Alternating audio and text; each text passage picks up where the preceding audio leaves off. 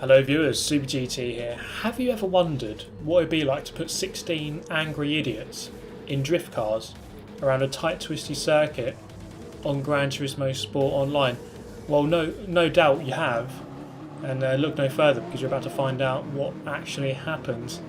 Now, I looked at this race and I thought, that's going to murder my sportsmanship rating, but it'll probably make for an exciting video, so what the hell, let's go for it. Into turn 1, Tsukuba. It's a tight hairpin here, and obviously too tight for that guy. As we get punted on, well, he probably got punted on into me, almost certainly did. As we now face a horde of cars. Look at this. We're all driving the Subaru BRZ, some form of drift machine. So it handles like absolute mess. It doesn't really want to go around a corner without going sideways.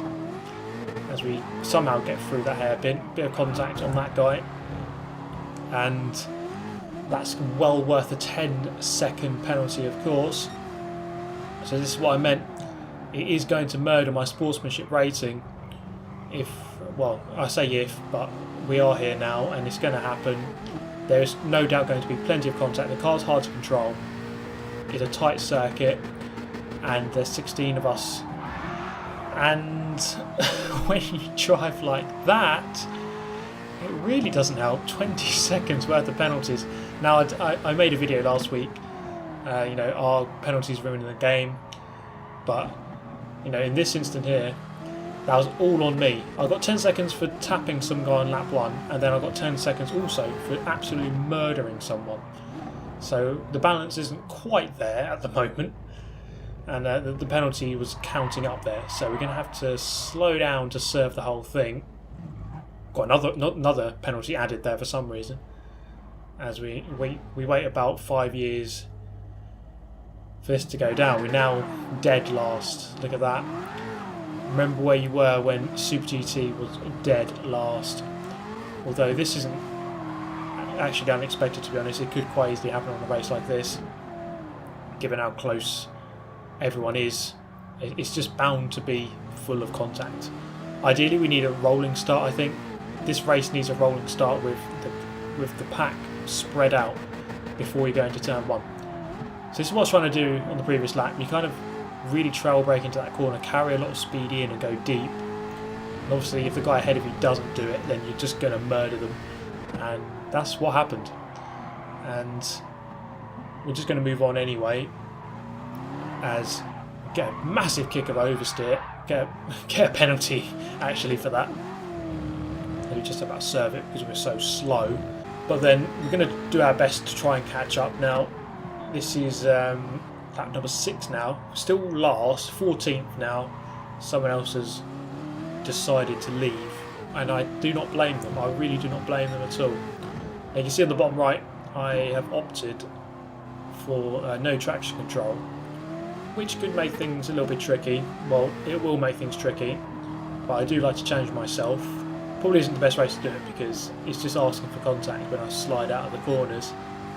But we find ourselves now embroiled in a battle for last place as I go flying up the inside with a double lunge, and obviously it did not work out. I'm back down into last.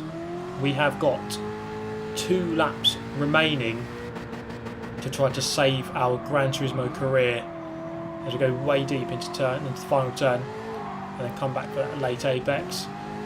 So I mean, I absolutely cannot afford to finish last here, because not because it really does anything, just because it makes me look stupid, and I'll probably look stupid anyway. But we're gonna do our best to try to overtake at least one of these 2, unless they go ahead and just wipe each other out. Almost off the circuit, come back with that late apex. You have to be really careful on that right index finger on the throttle. Frenchman has a penalty now. That might help me. I suppose I could cross the line behind him and actually finish ahead. So then into the final corner of the penultimate lap. Doing our best, I think, to try to not go into the back of them, and we almost do. I think I do briefly just touch him. I'm going to go inside the Frenchman. I do enjoy having a Frenchman inside me, or I don't know if the Frenchman enjoys being inside me though. I can't quite confirm if it works the other way round. So plenty of contact here. The Austrian all over the shop, as the leader of the race has already won the race. Austrian going very slow. 30 seconds remaining. I don't think I'm actually going to finish the race. Well, I'm not going to cross the line anyway, so I just need to get ahead of one of these guys before the counter goes down to 0, unless that Frenchman penalty is big enough. Into the final turn, or second to last turn. I'm up the inside. It's a, let's say, a clumsy move, but I'm desperate to not finish last here. So I'm up into 13th at the last, with 2 seconds remaining. I'm going to finish there. There it is. Finishing 12th out of 13 in the end as someone else quit. So my recommendation to you is don't ever do this race if it comes up in the daily races. Just steer well clear of it. So here's my warm up for the next race. I'll try to go one better. Just doing donuts, you know, why not? Actually seems better suited to this car. So then here we go on the grid. 4th place this time. Although not that matters, because unless you're on pole, in fact not even the pole man's going to get away. I think everyone is guaranteed to be part of the carnage off of the line. So then here we go, 3, 2 and 1. Let the games begin. Got the inside line this time. That might help. We'll see. Into the first corner. Going to take it nice and easy. It's already been punted on. Absolute bedlam. Someone, I say someone, I mean everyone didn't brake, and we've gone on, and I've got deja vu down into 12th. There is a glitch in the matrix. This some laggy guy is just causing chaos and anarchy as we go through the hairpin, and you see I just can't even control the bloody car. I lost like 3 positions as a result. Italian ahead has got a penalty, down into 10th as we got a massive portion of oversteer. Couldn't quite control the car as this Italian gets bundled wide. I think he did about 900 turn. His name's Tony Hawk in Italian, so we're going to go past him up into 9th. Now you're probably wondering why aren't I changing gear here? Well, there's only 4 gears in this car. I mean, it's going 140 miles an hour. That's pretty quick for a drift car. Laggy German is off the track. Going to go past him up into 8th. So let's try and get ahead down here. Have a couple of good laps. Pretty much everyone ahead has got a penalty, as to be expected. So you've got the question, do we try and navigate our way through them and risk getting a penalty ourselves, or do we just try to kind of stick close and then wait for them to murder each other? I think option 2 sounds quite satisfying to me, but we're going to do our best, I think, to give them a good fight as we come into the penultimate corner. So Tsukuba is a really good track, added into the game a couple of months ago. Classic circuit really. Played this circuit a lot in the old Gran Turismo games, so good to see it return. Into the final corner, there we go again with that late braking, trail braking line. You can carry so much speed in and gain a lot of time by doing that. Again, luckily for this Italian, I didn't quite go too deep, running him wide. He's going to cover the inside line very late, so I'm going to have to weave to go around the outside. And come down here, just going to turn across. Quite why he's done that, I don't know, but obviously a case of mistaken identity. Perhaps thinking I bundled him wide earlier. It was not me, I can assure you. Perhaps in another race from some other day, I don't know, but he seems to have chosen me, latched onto me like some heat-seeking missile, punted me wide. I'm going to go through, I'm still in 6th. This is the end of lap 4 now. We're doing our best to catch up with the guy in 5th, the Swiss. And we still have close attention behind with a Frenchman. And when I say close attention, I mean, well, it's not going to be close anymore because I was just driven off the circuit. So there's the disadvantage of trying to really carry the speed into that final turn, which is you might just drive off the track like an absolute idiot. So then, plenty of work to do now, down in 9th.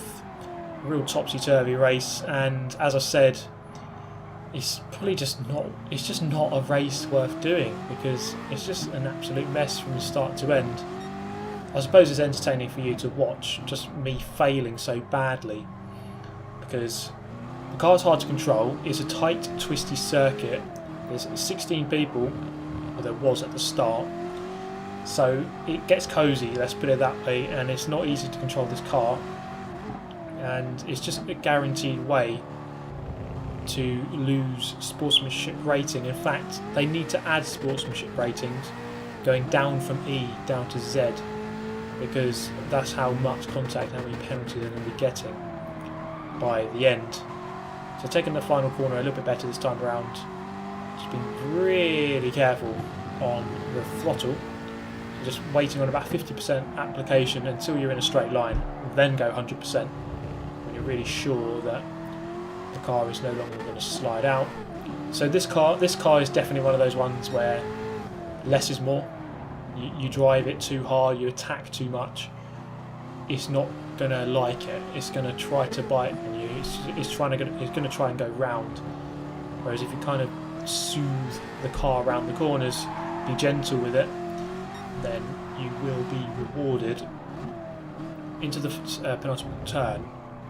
Still just trying to catch up with the Italian here. We've got a couple of Italians ahead of us, and the battle gets a little bit closer here as I join the duo of Italians ahead for a one-lap shootout for 7th position. So can we go about getting one, maybe 2 positions on the final lap? Lap 8 of 8. They're side by side. That's a good sign, as they could start fighting and knocking each other off. Look around the outside. A bit clumsy as we do make contact. It's not going to work though. Too tight a corner for that to happen. Into turn number 5. We want to keep slide to the right here to get a better run into this left-hander of 6, and then into the braking zone for the hairpin of turn 7. They've both gone a little bit deep, but you can kind of let the car pivot, come back for a later apex and a straighter drive out of the turn. Down the back straight into the final corner. Is there room for a move? No, there really isn't one, unless they get a penalty now and just drive off the circuit. It's not quite going to happen for me. Crossing the line, I finished 8th actually. Someone must have got a penalty a lot further up. Yes, there it is, one of the Italians. So 8th place, and quite frankly a race that I never want to do again, ever. So what we're going to do here is turn our attention back to the FIA races on Gran Turismo Sport, which I'm really enjoying actually, because it's good to have, proper. These races are a bit cleaner, a bit faster, higher quality on the whole. The manufacturer series. Here it is, my first race from this series, Series 2. I've actually polled it, as you can see. I've chosen Nissan as my manufacturer. Ominously though, the car behind me is a Megane, and we're in Group 4. Group 4 is now Megane City, or the Megane Championship if you like, and that's the top 2 on the grid. That's all you need to see. I was the only person to do a sub 90-second lap. I did a 1:29.8. and pretty pleased with that. To get onto pole position, always good to show that you are, technically the quickest person on 1 lap pace. But of course 1 lap pace doesn't always translate into 16 lap pace, as we now have 16 laps to do around Brands Hatch in the Nissan GTR Group 4. A 16 lap shootout with the Renault Megane Trophy, the recently added car into the game. Seems to dominate proceedings in this class because it just has really good fuel economy and really good handling. Like, once it gets into those corners, the long corners, which this track has quite a few of, especially in the second half of the circuit, then it's a really hard car to beat. It just grips so well. So I think my main strategy really is try to build an advantage early on and hope that I can maybe just block him for the rest of the race if it comes to that. Not block, like defend legitimately, should we say, as you come through the back of the circuit. So these are the corners where that Megane is really going to thrive and do well. It's going to really enjoy those types of corners. As you've got lots of fast, sweeping, long corners, is the exact kind of corner that car likes. And all I can do really, as I said, just do my best and just hope that it's enough to really hold him at bay. I don't think the rest of the field is really quite strong enough for them to really feature in this race, unless of course we make a big mistake. So going to cross the line here. He's kept with me. I had a good first half of the lap. He had a good second half of the lap. I think he reeled me back in. Through turn 1, we're through there very nicely. Up the hill into Druids, braking just before the shadow. You can accelerate out of here really early actually. Just make sure you get the throttle nice and early. Go on to the AstroTurf on the outside. Luckily it doesn't suck you off here. So something I learned, something I do on Forza, I watch replays of the fastest guys. I wasn't really doing it on this game, but sometimes a replay does come up in the top 10 stars or the friends or your friends list. Depends who you've got on your friends list, of course. But it is well worth watching some of the faster replays just to see the kind of the lines they take, the times that they accelerate, the gears that they use. So it's all good information to use. And I did actually watch TRL Lightning. I watched his replay around here.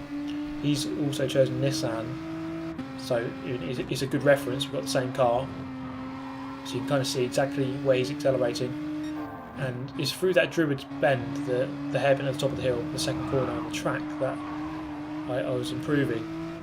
So just dipping 2 wheels wide on the exit of that turn, and well, it's going to let the Megane into the lead, which obviously isn't a good sign. I think my strategy here, I just need to hit back instantly as soon as I can and try to get back past him. Now the GTR does have superior straight line speed compared to the Megane, so I think the best thing to do is coming out of turn 4, as long as I can take turn 4 well and get very close to him, and I might be able to slingshot past him down that back straight, the longest straight on this track.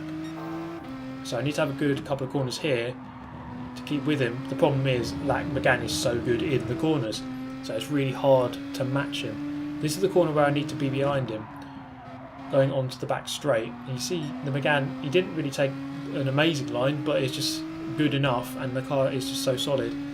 And with maybe over half a second gap, there's just no way I can reel that in within the length of that straight. It's just not a long enough straight. It's the longest straight on the track, but it's just not long enough for me to really get back past him. So we can kind of study the way that Megane moves. It's always interesting when you get pole position, but in the race the people behind seem a bit quicker. So perhaps we could go for an alternative strategy. There's always room for an alternative strategy on fuel or on tyres. You could kind of skip the tyre change, saves a couple of seconds, but then you're on bad tyres for the rest of the race. But you can get track position by doing that. There's also, of course, fuel saving. I will need to fuel save a bit, I think, because the Megane is a lot better than the GTR on fuel. Into turn 1, we got close. Not close enough though to go for the pass as we then come up the hill. Just braking, pretty much brake level with the orange barrier on the left hand side just before the shadow, accelerating early and getting down the hill. You see, actually, I think I took that quicker than he did. I was getting on the throttle a lot earlier than him. As you then come out of turn 3 towards turn 4, this is where I've got to do it. I think if it's going to work in this race, it needs to work now, as I'm going a little bit too deep. So for the first half of that corner I gained, second half of the corner I lost, and quite crucially, around that corner you need to gain in the second half because it leads onto a big straight, and we haven't done enough. So the race kind of going away from here as we lose a bit of grip, and you see the tyres, the front left is going to feel the full brunt in this race. Clockwise circuit, you're going to be turning right most of the time, so the outside front, which gets most of the wear, is going to start wearing very quickly. So I can already see that the red bar is starting to appear, and while this is going to be the trend of the race really, I tried to fight back as early as I could. The Megane is just a little bit too good, and I just couldn't quite match him, or I'm just not good enough, one of the two. And this is the end of lap 6. You see the gap just increasing ever so slightly now as we went for our pit stop at the end of lap 8. The gap was well, it was huge. It was about like 20 seconds or something ridiculous. So I basically had no chance. He just drove away so well, and I made plenty of mistakes. And at the end of the race, I came through to finish second. It's about as good as I could have got. I think that McGann was way too quick anyway. I don't think I probably could have beaten him, as he finished 17 seconds ahead at the end. But there we go, guys. I do hope you enjoyed the video as always. Do let me know your thoughts. Subscribe if you're new and would like to see more. And if you did enjoy the video, then always do hit that like button. And I do hope you enjoyed it. Thank you very much for watching as always, guys. I shall see you next time. Goodbye. Listen.